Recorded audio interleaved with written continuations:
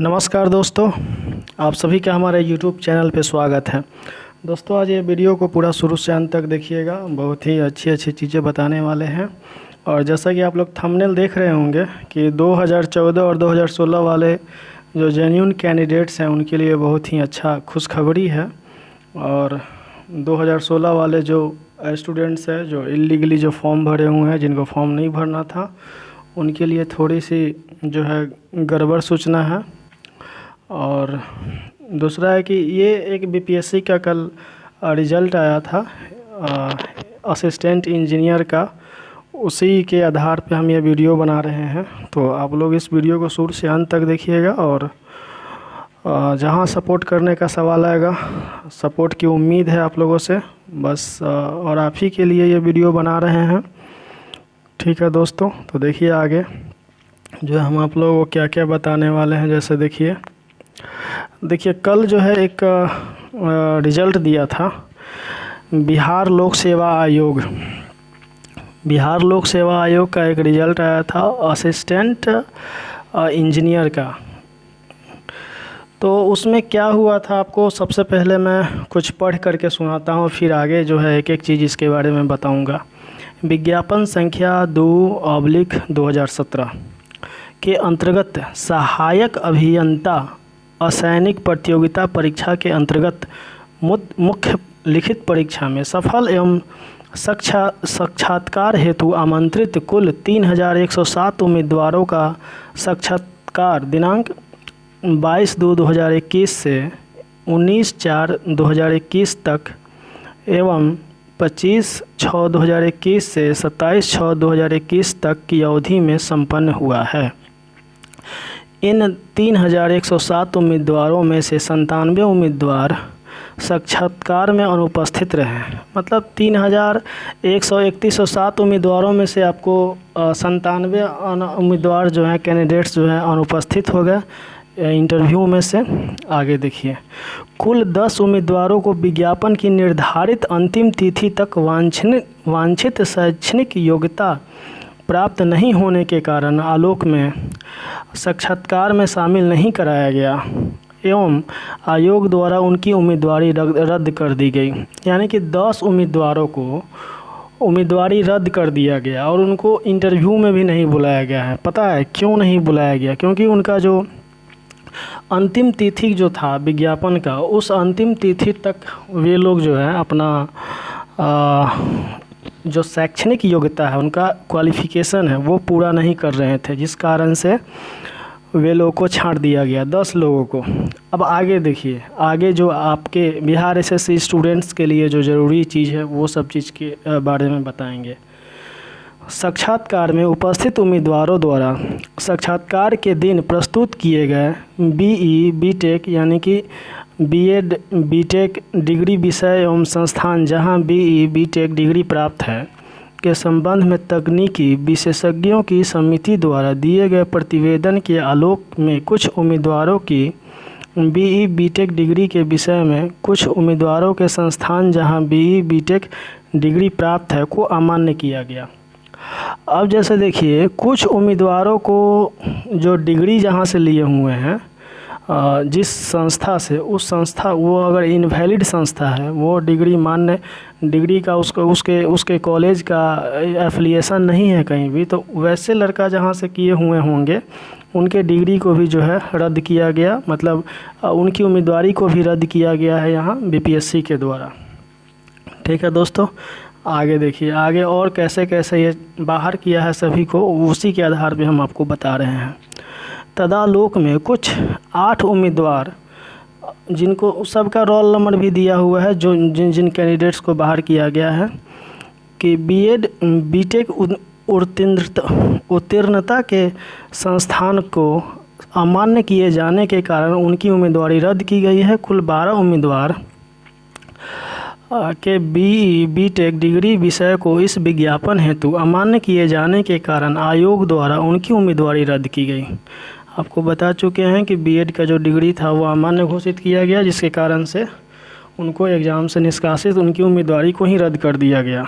आगे है कि कुछ उम्मीदवारों द्वारा साक्षात्कार के दिन जाति प्रमाण पत्र, क्रीमी लेयर प्रमाण पत्र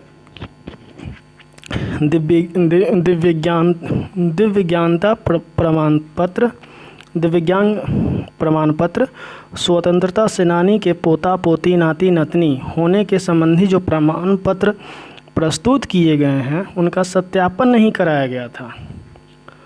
फलस्वरूप मूल कोटि जिसके अंतर्गत उन्हें विचार किया जाना था का कट ऑफ अंक प्राप्त नहीं करने के कारण कुल 20 उम्मीदवारों का जो है उम्मीदवारी रद्द किया गया है। शैक्षणिक योग्यता का विषय अमान्य के कारण उम्मीदवारी रद्द के मुख्य लिखित परीक्षा का परिणाम, परीक्षा फल एवं उम्मीदवारों का अनुक्रमांक प्रारंभिक एवं मुख्य लिखित परीक्षा का रद्द किया गया है। देखिए जिनका जो है इसमें ये चीज़ कहा गया है कि जिनको रिजर्वेशन मिलता है किस क्रीमी लेयर को या दिव्यांग प्रमाण पत्र जो है वो सही से जमा नहीं किए हुए हैं, या स्वतंत्रता सेनानी वो लोग जो है अपना प्रमाण पत्र, दिव्यांगता प्रमाण पत्र, स्वतंत्रता फ्रीडम फाइटर वाला जो होता है प्रमाण पत्र, ये सब प्रमाण पत्र अगर सही से अगर उपस्थित किए, उसमें अटेस्टेड भी नहीं किए हैं तो उन लोगों को भी अटेस्टेड नहीं करवाए हैं समकक्ष जो अधिकारी होते हैं उनसे, या कुछ फॉल्ट है आपको इस प्रवेश सर्टिफिकेट्स, इस सब सर्टिफिकेट्स में, तो उन लोगों को भी बाहर किया गया है। तो मतलब इसको बहुत ही गहराई से चेक किया गया है। आगे देखिए, साक्षात्कार में उपस्थित 3 उम्मीदवारों की डिग्री उत्तीर्णता की तिथि विज्ञापन निर्धारण की अंतिम तिथि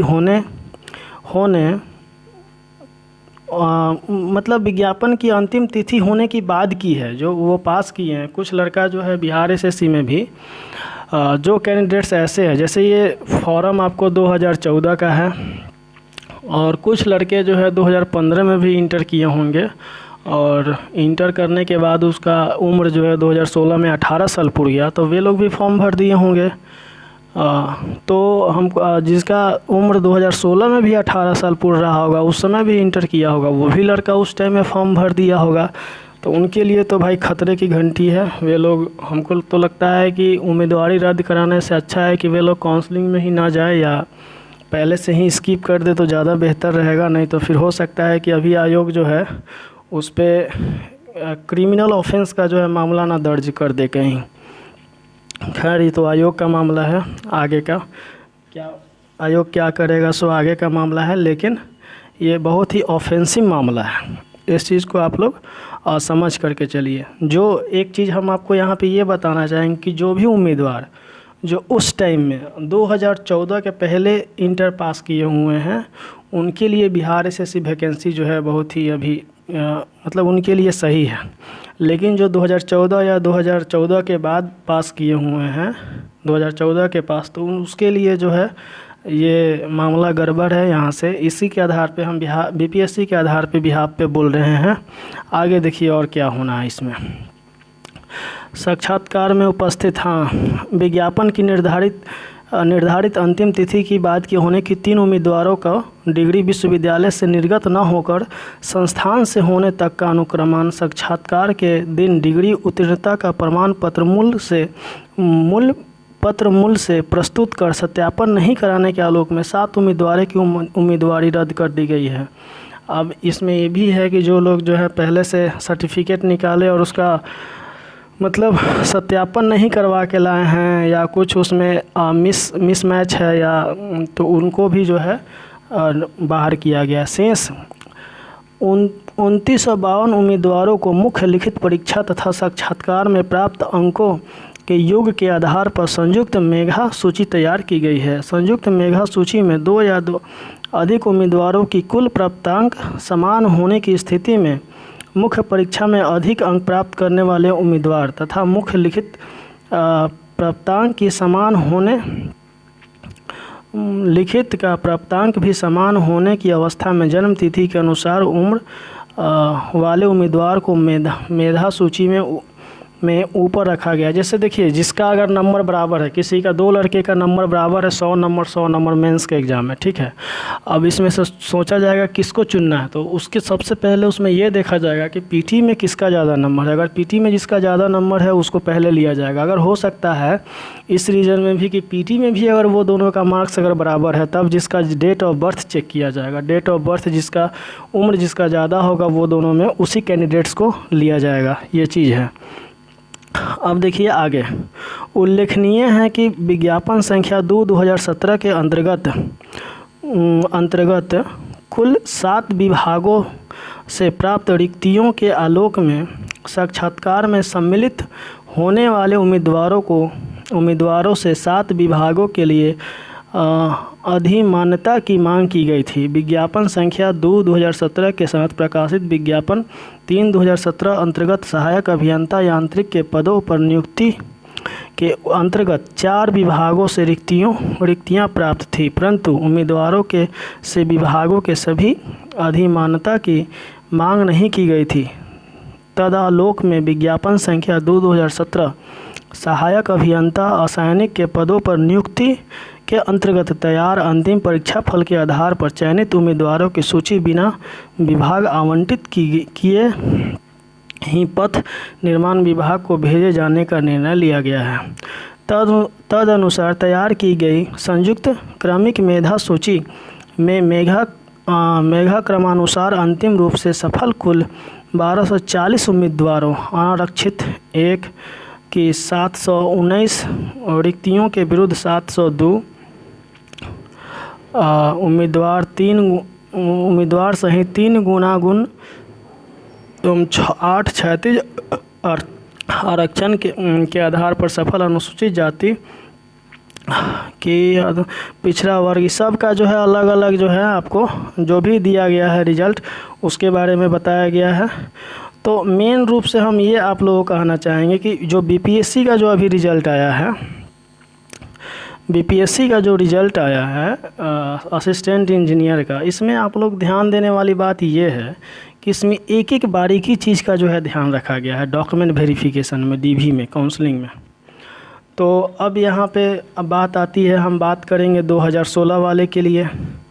तो 2016 वाला जो बिहार एसएससी का कैंडिडेट्स है उसके लिए, तो उसमें भी आपको देखिए, उसमें भी जो ये तो तय है कि यहाँ से जो है काउंसलिंग से बाहर निकलना है। जैसा आपका एडवर्टाइजमेंट है या जो बिहार एसएससी का एडवर्टाइजमेंट है या जो बीपीएससी का भी आप लोग देखे हैं, और बिहार एसएससी भी बहुत ही सख्त है इन सभी चीज़ों के मामले में।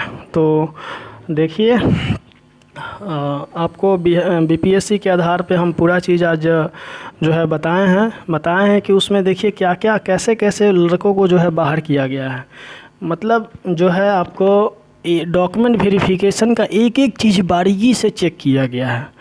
तो इसलिए हमको उम्मीद है सारे बिहार एसएससी के जो भी कैंडिडेट्स हैं जो, और ये बात सही है भाई कि मान लेते हैं कि 2014 में जो लोग फॉर्म भरे हुए हैं, जिस आशा, जिस उम्मीद, जिस परिश्रम के साथ, या तो जब वैकेंसी 2014 का है तो उसी समय फॉर्म भरना था ये, और उसके बाद जो लोग फॉर्म भरे हुए हैं, मतलब जिनको नहीं भरना था वो भी भर चुके हैं गलती से, तो उन लोगों के लिए भी है कि उन लोगों के लिए खतरे की घंटी है यहाँ पे, जो लोग बाद में फॉर्म भरे हुए हैं और जिनको एज रिलैक्सेशन के लिए 2016 में फॉर्म भराया गया था, लेकिन वे लोग भी जो है ना जानने के कारण भरे होंगे या और भी कुछ अपना होगा उनका।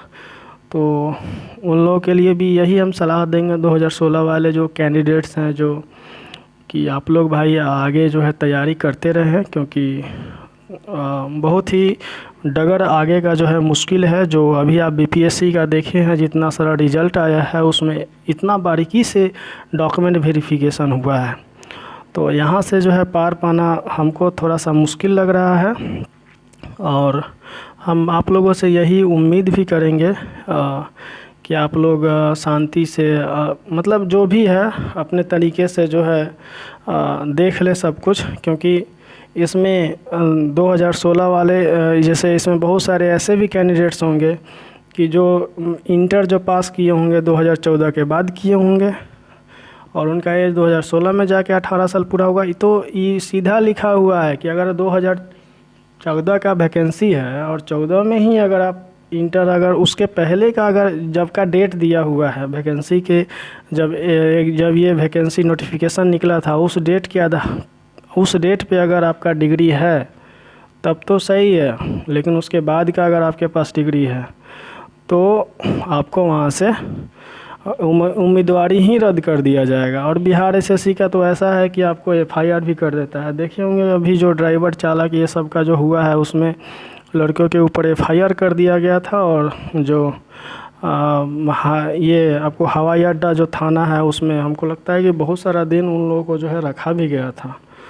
तो इसलिए सभी लोग जो है ध्यान से इस वीडियो को देखेंगे, सुनेंगे, समझेंगे और वीडियो को ज़्यादा से ज़्यादा फॉरवर्ड करेंगे और चैनल को सब्सक्राइब कीजिए। इसी तरह से आपको जानकारी अच्छा जानकारी जो है मिलते रहेगा। ठीक है दोस्तों, बहुत बहुत आप लोगों का धन्यवाद और मेरे चैनल को इतना प्यार देने के लिए, सपोर्ट करने के लिए दिल से आपका आभार।